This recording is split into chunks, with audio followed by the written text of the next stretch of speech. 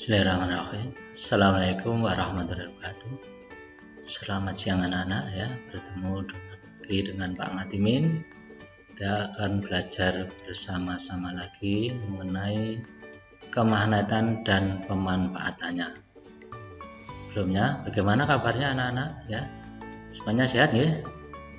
Saya harapkan semuanya sehat dan semuanya sudah siap untuk mengikuti pelajaran pada siang hari ini.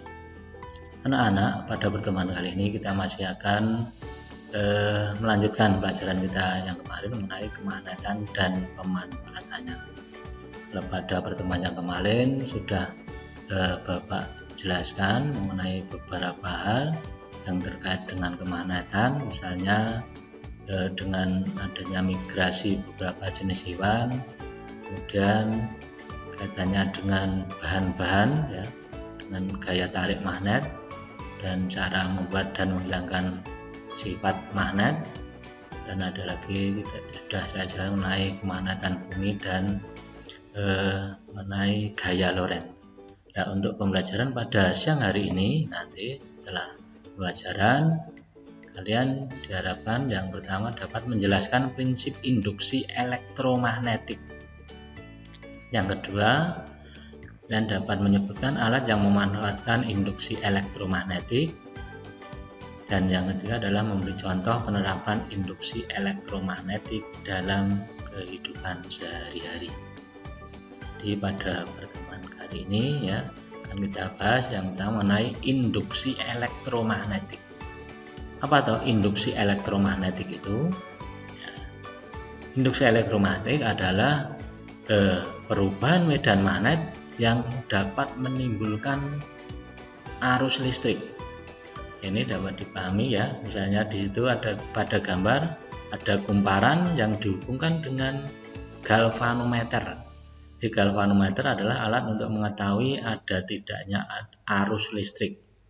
Jadi kalau pada kumparan itu nanti ya ini dimasukkan, dikeluar masukkan sebuah magnet datang, maka nanti pada jarum galvanometer akan bergerak. Nah, jarum galvanometer yang bergerak itu menandakan bahwa di situ terdapat arus listrik. Jadi itu disebut arus listrik induksi dan tegangannya disebut tegangan induksi atau GGL induksi. Jadi lagi bahwa induksi elektromagnetik adalah timbulnya tegangan listrik akibat medan magnet yang berubah-ubah tadi. Jadi tegangannya disebut GGL induksi. Nah, untuk menimbulkan GGL induksi dapat dilakukan dengan beberapa cara. Ya, cara yang pertama yaitu dengan menggerakkan magnet keluar masuk kumparan. Di situ kan ada dua komponen, yaitu yang pertama magnet, yang kedua kumparan. Jadi salah satunya digerakkan dan yang lain diam. Kalau semuanya bergerak juga tidak bisa, jadi harus satu saja yang digerakkan. Bisa juga dengan memutar magnet di depan kumparan yang diam. Jadi bisa digerakkan keluar masuk, bisa diputar di dekatnya, bisa juga yang diputar adalah kumparannya, ya, di dekat magnet yang diam. Dapat juga yang ketiga dilakukan dengan memutus-mutus dan menyambung arus listrik searah atau DC pada kumparan primer yang di dekatnya terdapat kumparan sekunder.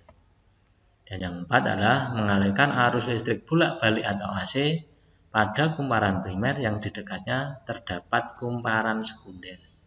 Itulah cara-cara untuk menimbulkan GGL induksi. Nah, untuk menghitung besarnya GGL induksi yang ditimbulkan, maka dapat digunakan rumus yaitu E induksi sama dengan minus N kali delta Q per delta T. E induksi adalah GGL induksi, N adalah banyaknya lilitan, delta Q adalah perubahan garis-garis gaya magnet yaitu hanya Weber, dan delta T adalah perubahan waktu satuannya Coulomb. Dalam rumusnya ada tanda minus. Tanda minus ini ya anak-anak nanti perhatikan tidak masuk dalam perhitungan. Ya, sekali lagi tidak masuk dalam perhitungan. Itu hanya merupakan arah dari garis-garis gaya magnetnya saja. Untuk lebih jelasnya ya, contoh soalnya itu magnet batang digerakkan di dalam kumparan sehingga menimbulkan perubahan garis gaya magnet sebesar 600 Weber setiap 15 sekon. Jika kumparan terdiri atas 250 lilitan, hitunglah GGL induksi yang dihasilkan. Ya, dari soalnya itu yang diketahui yang pertama adalah perubahan garis gaya magnetnya yaitu 600 Weber, kemudian waktunya 15 kon dan jumlah lilitannya 250. Yang ditanyakan adalah besarnya GGL induksinya. Nah, kita jawab dengan rumus tadi, E induksi sama dengan minus N kali delta Q per delta T. Sama dengan minus 250 kali 600 dibagi 15 sama dengan minus 10.000 volt. Jadi besarnya GGL induksi sebesar 10.000 volt. Jadi sekali lagi untuk perhitungannya tanda minus tetap ditulis, tapi hasilnya itu tanda minus itu tidak ada artinya atau tidak berfungsi negatif ya.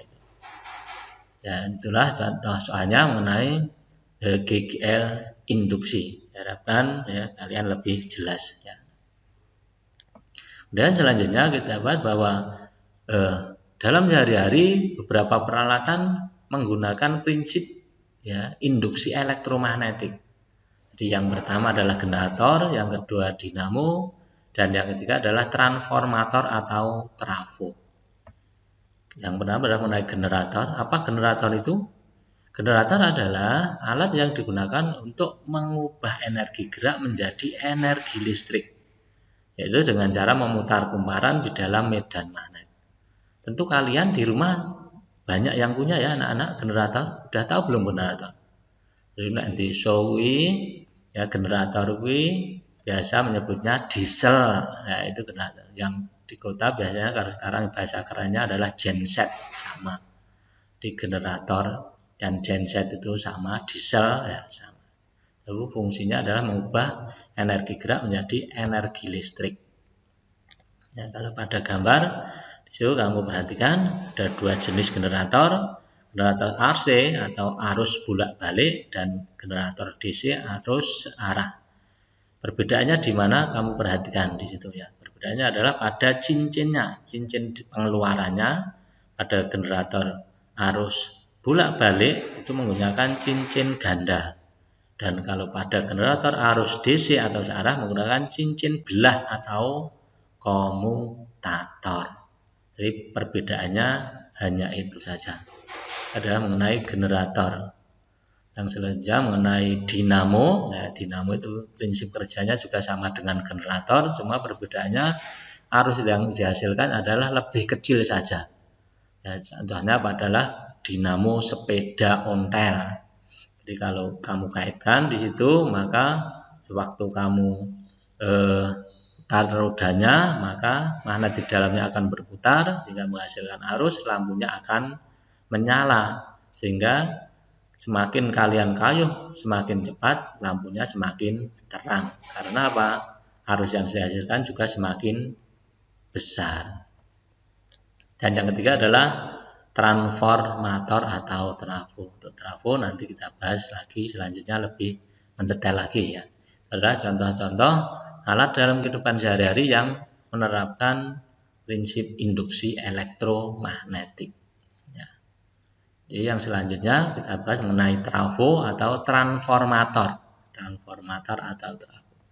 Apa itu transformator atau trafo? Itu adalah alat yang dapat digunakan untuk mengubah tegangan arus bolak-balik atau AC.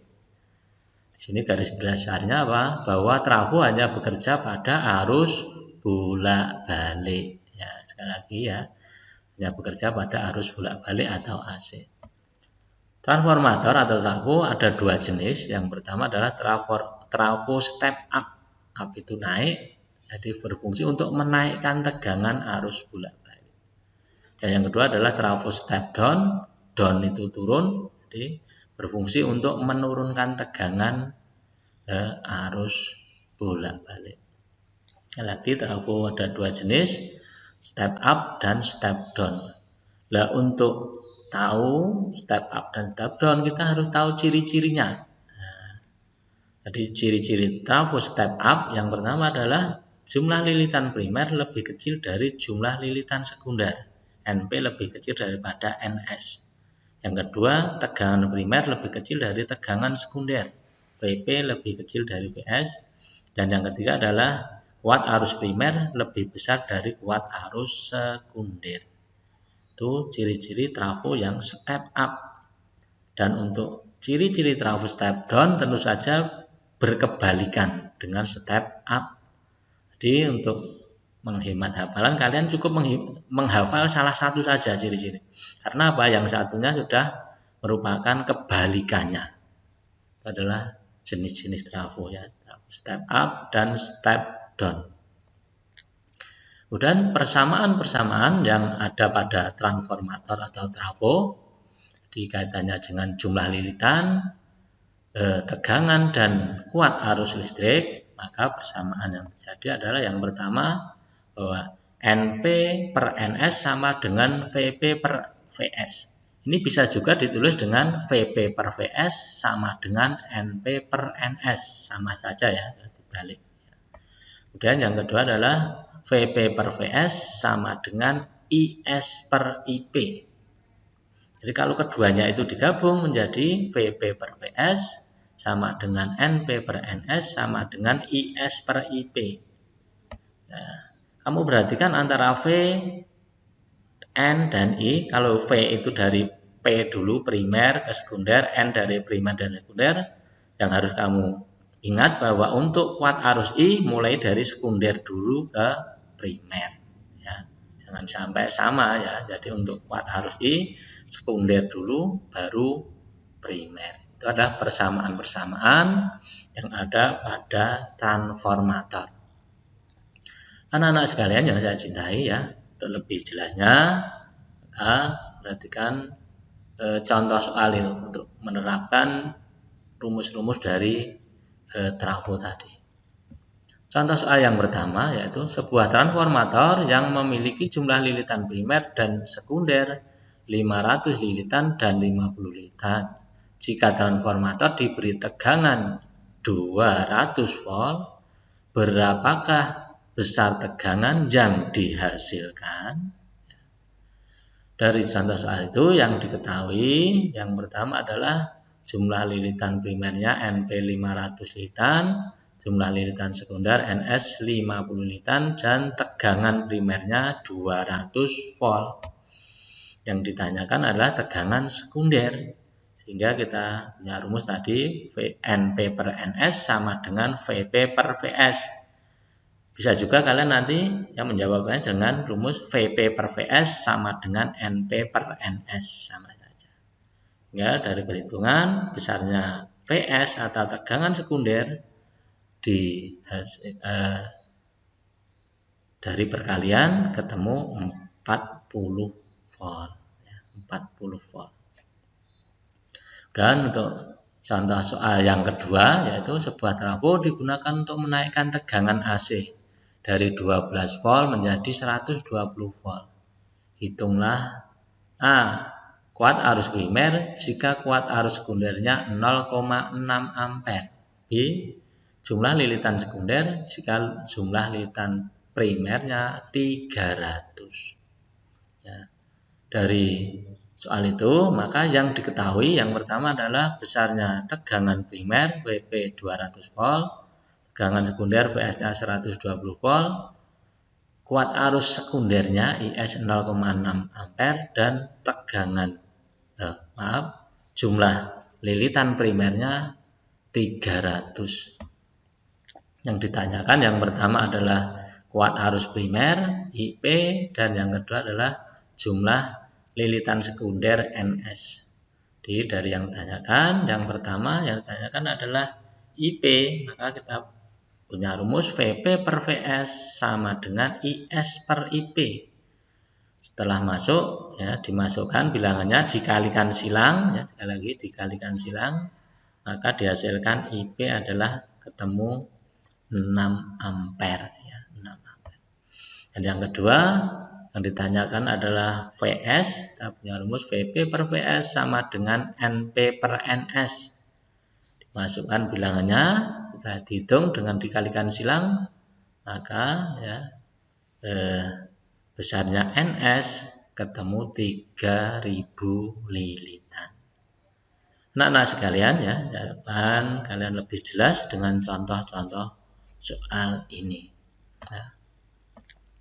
Lanjutnya kita lihat mengenai efisiensi trafo. Efisien dari kata hemat ya. Jadi kerja trafo itu bagaimana? Ya, itu adalah efisiensi trafo. Nah, ini diartikan sebagai perbandingan antara besar energi yang keluar dengan energi yang masuk pada trafo, atau perbandingan antara besar daya yang keluar dengan daya yang masuk pada trafo. Dari definisi itu, maka besarnya efisiensi trafo dapat dihitung dengan persamaan atau rumus Nu sama dengan WS per WP kali 100%. Bisa juga dihitung dengan Nu sama dengan PS per PP kali 100%. Bisa juga dengan rumus Nu sama dengan VS kali IS dibagi VP kali IP kali 100%. Nah, dengan keterangan ya kalian bisa baca itu Nu itu adalah efisiensi trafo, V itu adalah energi listrik, WS yang S sekunder dan P-nya adalah primer. P itu daya, V tegangan dan I adalah kuat arus listrik. Itu adalah persamaan-persamaan untuk menghitung besarnya efisiensi trafo atau daya kerja trafo. Lebih jelas ya, kalian lihat contoh soalnya ya. Ini contoh soalnya yaitu energi listrik yang masuk pada sebuah trafo sebesar 500 Joule. Jika besar energi listrik yang keluar dari trafo 400 Joule, berapakah besar efisiensi trafo itu? Yang diketahui ya dari soalnya itu besarnya WP 500 Joule, kemudian WS atau energi sekundernya yang keluar 400 Joule, yang ditanyakan adalah Nu. Kita punya rumus Nu sama dengan WS per WP kali 100%. Di 400 bagi 500 kali 100% sama dengan 80%. Mudah kan anak-anak ya untuk perhitungannya? Itu mengenai efisiensi trafo. Dan yang terakhir mengenai kemagnetan dalam produk teknologi. Nah, dalam kemagnetan ini di masa sekarang ini banyak digunakan untuk produk-produk teknologi yang tinggi. Ya. Jadi antara lain yang pertama adalah untuk MRI, Magnetic Resonance Imaging. Itu apa? Alat untuk deteksi dini mengenai penyakit pada seseorang. Ya, untuk mendeteksi adanya kelainan pada tubuh seseorang sehingga akan diketahui jenis penyakit yang ada pada pasien tersebut adalah MRI. Dan juga pembangkit listrik tenaga nuklir sudah banyak digunakan, dan yang sekarang juga berkembang pesat mengenai kereta maglev. Ya, ini kereta cepat ya, kereta cepat. Jadi di Indonesia sendiri insya Allah bentar lagi juga ada ya, yang sudah dikerjakan sudah hampir selesai antara Jakarta Bandung itu ya, itu juga menggunakan kereta maglev. Jadi ini dengan apa? Dengan menggunakan induksi elektromagnetik ya, jadi menggunakan kemagnetan yang digunakan sehingga menghasilkan kecepatan yang sangat tinggi. Nah, jadi anak sekalian yang saya sayangi, dengan tadi ya pelajaran pada siang hari ini harapan lebih jelas dapat terima dengan baik yang Bapak sampaikan, dan pada akhirnya ini ada tugas ya, nanti mohon dikerjakan pada buku tugas dan nanti dikumpulkan kalau sudah pada waktunya. Jadi kalau ada yang belum jelas dari penjelasan Bapak tadi bisa ditanyakan lewat WA atau sarana yang lain, juga bisa browsing sendiri ya sekarang di internet atau bahan ajar yang lainnya. anak-anak sekalian yang saya sayangi, saya cintai, demikian untuk pertemuan kali ini. Sekali lagi terima kasih atas perhatiannya, dan juga selalu jaga kesehatan ya, tetap semangat dalam belajar. Assalamualaikum warahmatullahi wabarakatuh.